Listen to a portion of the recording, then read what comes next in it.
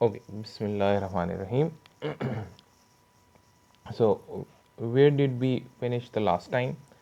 The last thing that we said was that uh, if we have, let's say, an n1 cross n2 image, right? So, if there are samples involved, then this is a discrete image.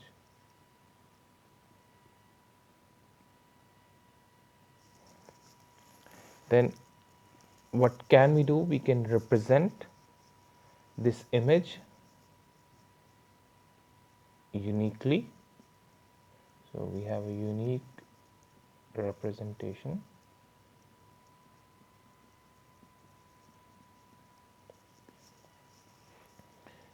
of this image, and that representation is what?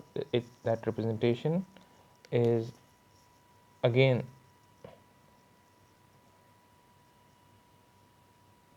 an n1 by n2. These are all number of samples. Samples of what? These are samples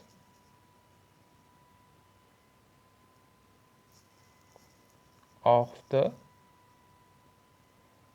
frequency spectrum of the image. So the original image. So this image, once transformed to Fourier domain or the frequency domain, then the frequency spectrum of that uh, result in the Fourier domain, if we take samples of it and just take one period, then this is what we get: samples of the frequency spectrum of the image, say, in the frequency domain.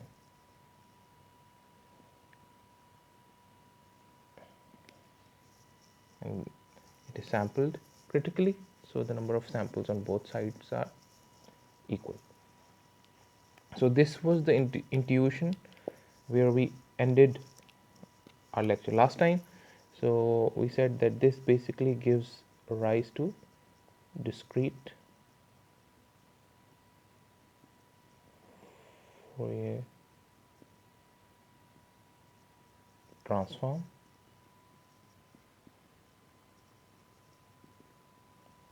So basically this is the DFT mapping. So if we go from here to here, it is DFT. If we go from here to here, it is inverse DFT. So let's look at the mathematics behind the intuition we saw in the last lecture. Here is the definition of the continuous Fourier transform. So continuous Fourier transform, we already know, is like this.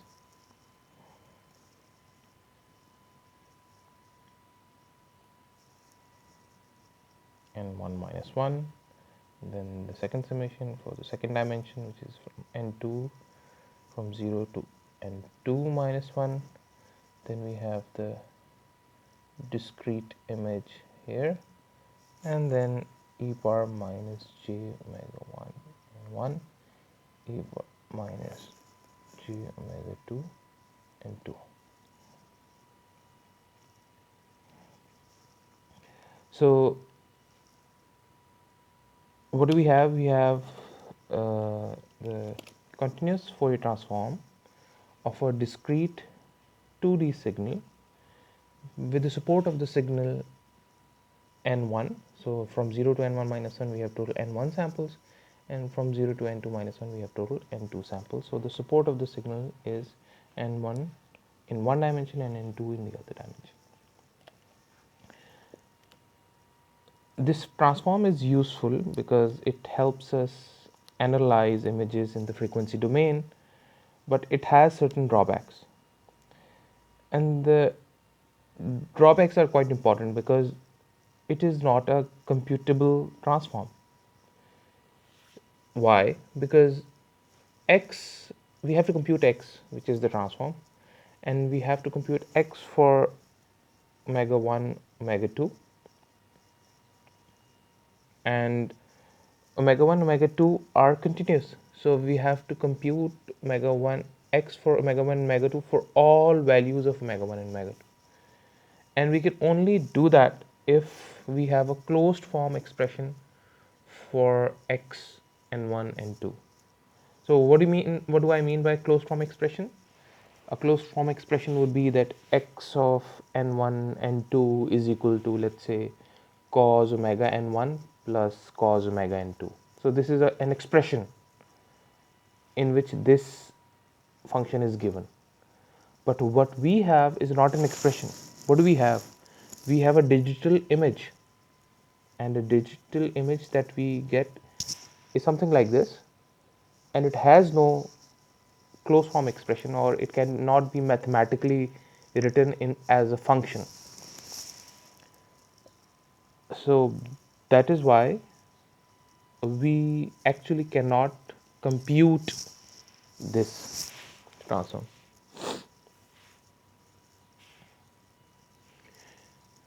But we saw in the previous lecture that we can sample the Fourier transform, which is this. So we sample the Fourier transform at equally spaced frequencies.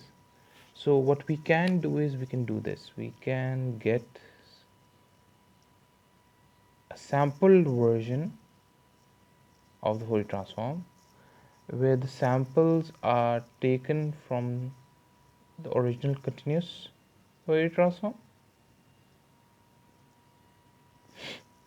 And where are the samples?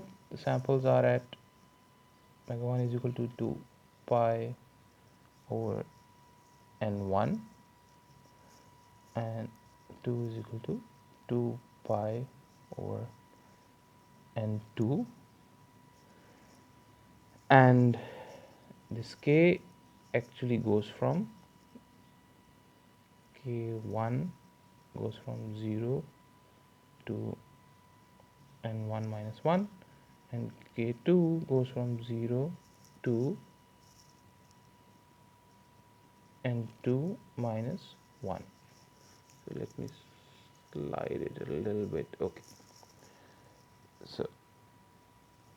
so the spacing between frequencies is 2 pi by n1 in w1. So this is 2 pi by n1 in w1 and 2 pi by n2 in w2. So instead of having a w1 as a continuous signal, we have sampled it, and the total number of samples are n1, and the total number of samples in w2 are n2, and the spacing between each sample is 2 pi by n1. By doing this sampling, we only keep one period. So the period is from 0 to n1 minus 1, in total n1 samples, and in the second dimension it is 0 to n2 minus 1, in total n2 samples. By doing this sampling, we only keep one period, and so k1 is from 0 to n1 minus 1, k2 is from 0 to n2 minus 1, for what? For an image which is again n1 cross n2 image. Now if we plug in this w1 and w2 in the original expression, what do we get? So I'll rub it and then I'll rewrite. So plugging in the samples gives us this x k1 k2 is equal to what? It is equals to this part, which is summation 1 is equal to 0 to n1 minus 1, and n2 is equal to 0 to n2 minus 1, and then x of n1 and 2, so x of 1 and 2, then e power minus j, and instead of little omega 1 we have 2 pi by n1, so e power minus j 2 pi by n1, small n1 e power minus j 2 pi by n2 small n2. So is this visible? Okay, it's visible now, right? So but just plugging in 2 pi by n1 in the place of w1 and 2 pi by n2 in the place of w2, we get this expression, and this expression is again valid for what period? For k1 going from 0 to n1 minus 1 and k2 going from 0 to n2 minus 1. And this is the DFT, discrete Fourier transform. And what does DFT give us? It actually gives us a description. So DFT is giving us this description as x k1 k2 of the image, of the input image x of n1 n2 in the discrete Fourier domain, where k1 k2 range over one period, and that period is from 0 to n1 minus 1 and from 0 to n2 minus 1 for k2. Now this is a computable transform because it only involves a finite number of operations, right? So we only need to find k1 and k2 for all these ranges, and it is finite, and it has an exact pair to compute the inverse discrete Fourier transform. Let me write that. So the inverse discrete Fourier transform is given by x of n1 n2 equals to the scaling factor n1 n2, and now the summation. So we don't have integral, we have summation because we have discrete samples in the frequency domain as well. So k1 is equal to 0 to n1 minus 1 and k2 is equal to 0 to n2 minus 1, and the discrete Fourier transform x of k1 k2, now the exponential with not minus but plus j 2 pi over n1, and the total summation is over k1, and then e power j 2 pi over n2, and the total summation is over k2. Now it takes us from the discrete Fourier domain back to the discrete spatial domain, and these two actually form these two, this and this, they form the DFT pair, forward discrete Fourier transform and inverse discrete Fourier transform.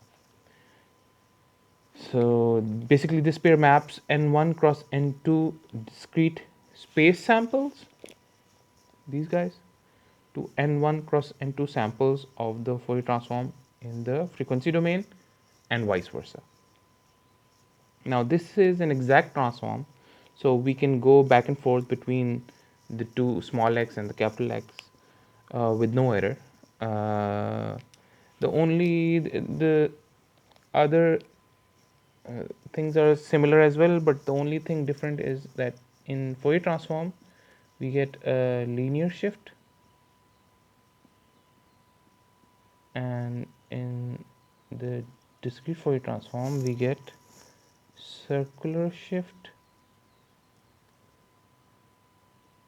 just almost similar to the circular shift that you studied in DLD. So it's nothing difficult, and we're going to go into it when we are required to do it. And there are fast ways of computing this transform, specifically which we the algorithm that we know as fast Fourier transform. Again, these are all things that you have studied in DSP, but not in the 2D domain, so I'm giving you a flavor of how things are in the 2D in 2 dimensions, and they can also be extended up to n dimensions. It's not an issue. See you in the next lecture. We'll have a quiz soon.